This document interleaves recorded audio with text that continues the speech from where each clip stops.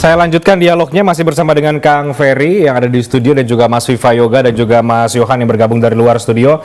Saya ke Kang Ferry tadi ada tanggapan Kang dari yang tadi disampaikan oleh Mas Viva ya, kalau kemudian bersyukur kalau Perindo bisa masuk juga bergabung ke dalam parlemen. Tapi begini juga, bagaimana melihat hasil survei ini agar ini bisa terbukti untuk Perindo misalnya dalam realitas politik nanti di 2024 bisa tembus sesuai dengan angka yang diharapkan misalnya Kang. Yang pertama tentunya terima kasih Mas Viva. Ini doa yang luar biasa dari Mas Viva. Dari partai yang lebih senior. Kalau dari partai senior dan Senayan itu kan doanya makbul. Yang kedua, yang tadi saya katakan di awal bahwa ini sebuah pola, ini sebuah tren, dan ini dilihat dari kekinian kan seperti itu. Dan ini menunjukkan bahwa inilah kondisi yang ada di Partai Perindo ketika misalnya ini dilakukan seperti itu di Oktober ini. Nah, ini kan masih ada. Tahun-tahun elektoral kita kan ke depan masih panjang sekali. Oleh karena itu tentunya ya kita berharap ini menjadi bagian penting dari proses pembelajaran yang sudah kita lakukan sekarang ini. Harus terus kita upayakan ke depannya dengan lebih matang dan lebih baik lagi seperti itu. Supaya apa? Supaya elektabilitas masyarakat ini betul-betul terjaga seperti itu. Ini kan soal bagaimana popularitas, elektabilitas dan elektabilitas itu betul-betul bisa kita coba maintenance dengan baik seperti itu. Nah, oleh karena itu ke depan tentunya saya yakin seluruh partai dan terkhusus Partai Perindo, kami juga menyiapkan berbagai strategi khusus yang memang kita lakukan untuk menyongsong proses pemilu di Februari 2024 mendatang. Dan ini menjadi bagian penting. Jadi ini menjadi bacaan kami, pelajaran kami, yang itu harus kita coba kuatkan nanti dengan berbagai aktivitas-aktivitas dan strategi-strategi yang memang betul-betul kita upayakan ke depan dengan lebih baik lagi. Nah, ini yang memang terus kita lakukan seperti itu.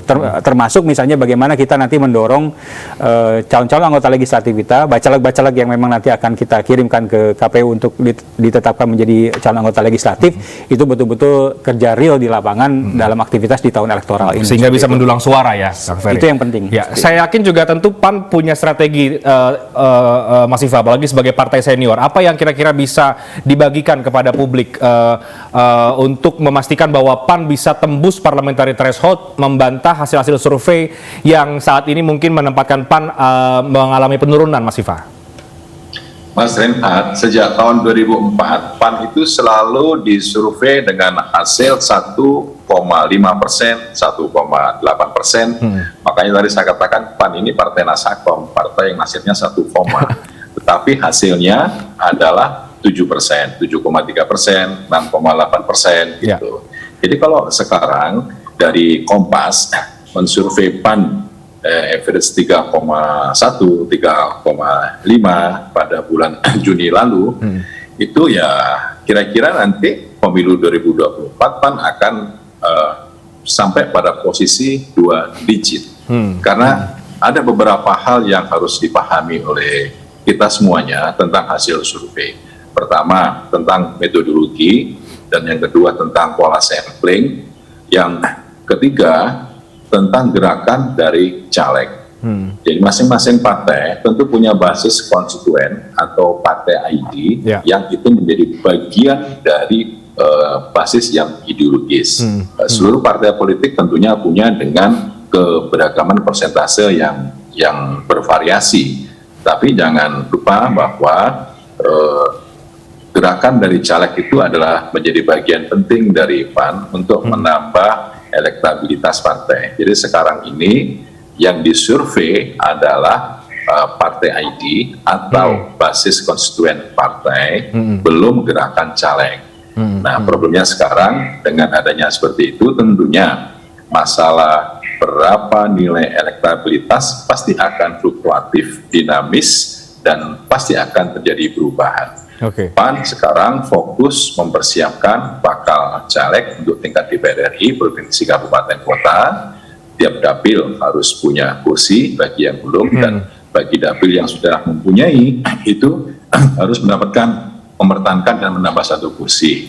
Jadi target PAN di pemilu 2024 adalah 11% atau setara dengan 64 kursi DPR. Oke, Kita akan jadi terus berjuang soal itu, Mas. ya, tentu PAN dan Perindo sama-sama berjuang untuk bisa mendapatkan hasil yang paling maksimal ya, Ya. Kang Ferry di Pileg. Saya ke Mas Yohan, artinya ini seberapa besar ini masih bisa berubah dan faktor apa yang paling berpengaruh menggerus dan menambah elektabilitas partai politik? Iya, Renat, survei ini kan studi persepsi ya. Jadi sebenarnya pasti persepsi orang persepsi responden itu akan lebih banyak dipengaruhi oleh informasi-informasi, asupan informasi yang dia konsumsi ya terkait partai-partai itu. Di survei kami juga melihat bahwa tingkat loyalitas pilihan loyalitas pilihan responden terhadap partai itu rata-rata di angka 65 sampai 70%. Sementara sisanya mereka ini lebih fluktuatif, artinya ada sekitar potensi 35% itu responden yang mengatakan pilihan mereka itu belum tentu menjadi pilihan nanti di pemilu, belum yakin dengan pilihannya saat ini dan masih membuka peluang untuk berubah.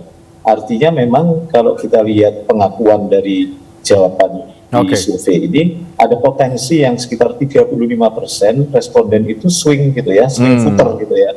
Mereka ini tentu akan menjadi pasar semua partai gitu. Jadi selain di dalam pemilihnya sendiri itu terjadi swing gitu ya, ada sebagian responden di luar yang memilih partai yang menjawab tidak tahu, tidak jawab, itu juga sekitar 30%-an. Ya, artinya memang ada pasar yang masih cukup terbuka dari pemilih kita, dari responden, dari survei ini yang bisa menjadi lahan garapan partai-partai itu. Nah, apa yang membuat partai-partai atau pemilih itu fluktuatif? Seperti yang saya tadi bilang bahwa survei ini menangkap persepsi publik ya, persepsi orang. Jadi dia akan dipengaruhi oleh informasi-informasi apapun yang terkait partai itu. Nah, masa 2 tahun menjelang pemilu itu ya partai saya pikir banyak hal yang bisa dilakukan ya. Campaign lewat darat, campaign lewat sosial media, campaign dunia maya, saya pikir itu akan menjadi media-media untuk menyampaikan pesan kepada publik gitu ya. Itu yang pasti akan mempengaruhi persepsi publik itu sendiri. Baik, terima kasih Mas Yohan. Jadi Mas Siva dan Kang Ferry sama-sama siap bertarung sehat ya, bersaing sehat untuk menuju ke Pilpres dan Pileg 2024. Oh iya, jelas. Menuju ke Senayan kira-kira gitu ya. Ya, kita harus jadikan pemilu ini menjadi pemilu yang memang betul-betul sehat, pemilu yang betul-betul berintegritas seperti itu. Terima kasih Kang Ferry, terima kasih banyak juga Mas Siva Yoga sudah bergabung dari luar studio. Terima kasih. Selamat malam, sehat-sehat. Terima kasih banyak Kang Ferry. Terima kasih. Ya, demikian iNewsroom untuk sore hari ini. Saya Reinhard Sirait pamit dari layar iNewsroom. Selamat malam, sehat selalu. Dan sebelumnya tentu kami ingatkan bahwa ada kompetisi atau tahun ini kembali digelar ajang kompetisi Wirausaha Muda Mandiri 2022. Silakan daftarkan ide kreatif Anda. Selamat malam, sampai jumpa.